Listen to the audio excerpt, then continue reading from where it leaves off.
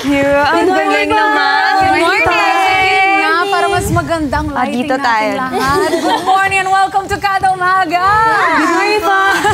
Please first, introduce yourselves para alam namin lahat ng names. 5, 6, 7, 8. Kaya is here! Hello everyone, I'm Kaya's leader, Angela!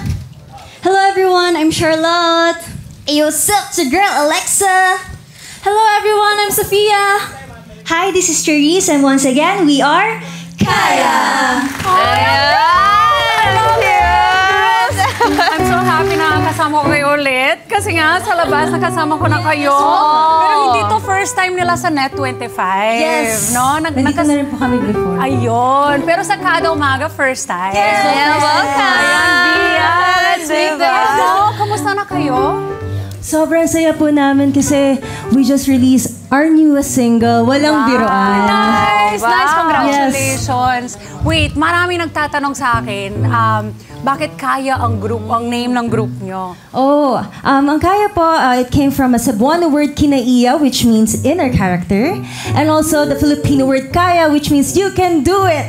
Yes! Wow! May mga Bisaya ba? May Bisaya ba sa inyo or wala din? Wala naman. Actually, gusto lang po namin magkaroon ng awareness yung mga tao na may mga magaganda po tayong mga words na pwede natin gamitin. Yes. Kasi si Via, Bisaya. Bisaya kasi ako sa pagsabi, ay akala ko Bisaya. Pero balita ko din Ate Day, may twins dito ngayon. Si Angela Hulaan niyo po ako, Yes! Ang cute! First time ko na-notice to. Oh my goodness. Anyway, ito nakasama ko na kayo sa ibang mga ginagawa natin. Pero, kailan ba kayo nag-launch ang Kaya? April 8, 2022. Okay. Yes po.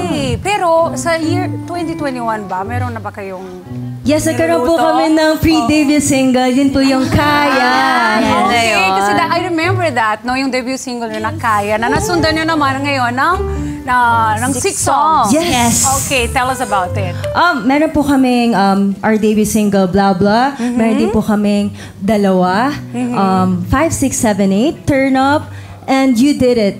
Okay. Yes. And then the one you just sang kanina. Yun po yung newest single namin. Yun na yun. Yung newest single nyo. Congratulations, girls! Ang gagaling nyo. Alam mo, napapanood namin kayo kanina. Kaya nga, di ba sabi kami ng sabi, ang cute, ang galing! Anyway, alin sa mga kantang ito ang pinakamahal na sinusuportahan ng mga fans ng Kaya? Well, actually, lahat naman po, minahal po talaga ng mga fans namin or ng Zaya po. Zaya po tawag sa... I was gonna ask Yes, Zaya. opo, Zaya Hello, po. mga Zaya! Hello, Zaya! Good morning, guys!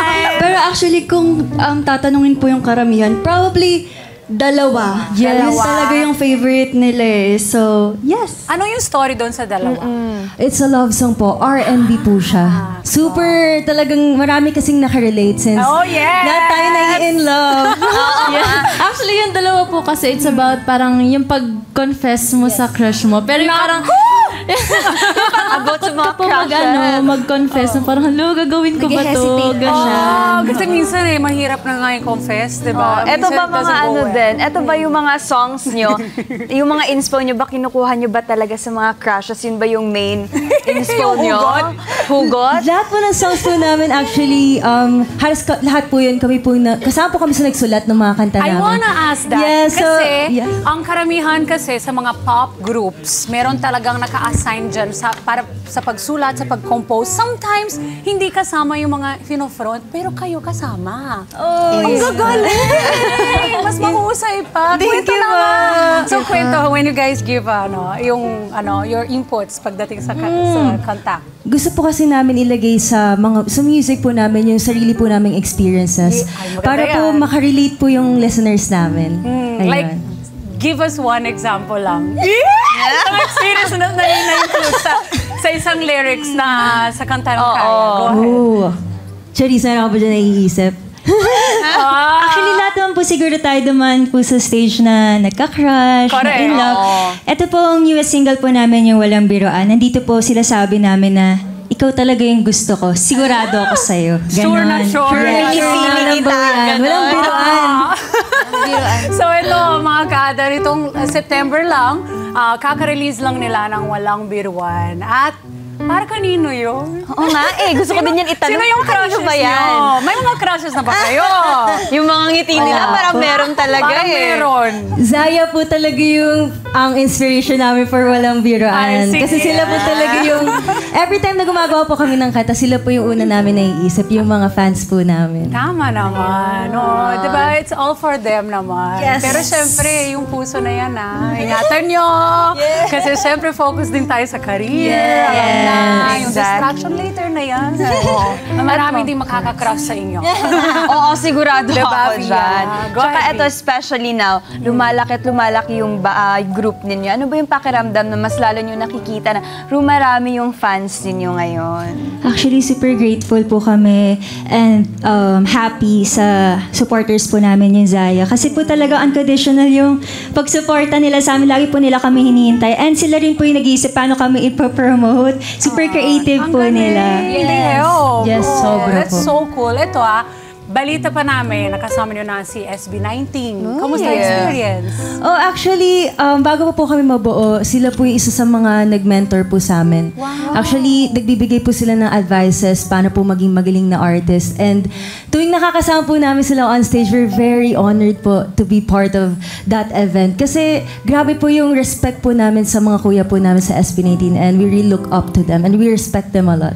And you girls are gonna be the same thing din. Yes, Very soon in the future. And for sure, maraming tagahanga sa inyo din. Thank you po. Last question bago tayo magbigay ng yung mga contacts and all. Ito, sinong dream collaboration nyo? Ayun. Sige, isa-isa na lang Manifest tayo. natin to. Go ahead. See who wants to go first. You want? Ako po, Miss Sarah Geronimo po. Nice. Wow. Ako po actually same, Miss Sarah and si Miss KZ Tandingan po. For me, gusto ko kasi mag-try ng bagong sound. So, feeling ko sila Zach Tabudlo. Mga ganong, pwede. mga ganong artist. OPM. Ako po, gusto ko rin po makakolab yung Cat's Eye. International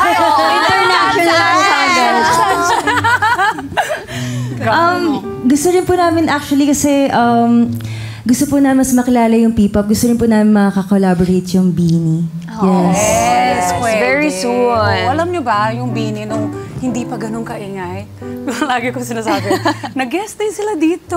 Oo, actually, marami din naman kasi talaga mga nag-guest dito before sila maging super big. And SB19 din, Yes, diba? ang dami po actually na P-pop groups na pwede niyo pong supportahan. Yes. Makita niyo po yan sa lahat ng social media accounts kung gaano po karami ng P-pop groups dito sa bansa natin. At sobrang proud ako sa inyo kasi nga, ang galing nyo. Alam mo, halos pareho na kayo sa mga K-pop na Oo nakikita nga. namin. Tsaka nakakatuwa at nakaka-proud. Kasi di ba Nakaka-proud. before, nakaka-focus tayo sa K-pop, but Oo. now, P-pop na talaga. Yes! And in line Nakaka-proud with that, go yun. ahead and please give us your social media accounts para masubaybayan namin ang yung journey.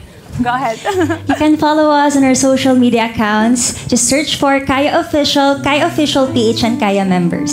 Yes. And guys, and if gusto nyo pong i-check yung mga music namin, you can check it out on Spotify, Apple Music, YouTube Music, and all music digital streaming platforms. Yay! Thank you so much po. Thank you, Kaya. Salamat po! Alam mo, nabiting ako eh. Usually meron kaming playtime dito. Oo nga. Sana pwede kayo bumalik next time. And this is to thank you for being here. Thank you. From front row. Thank you Thank po. you, Kaya. Thank you po. Yeah, Yan naman. Diba?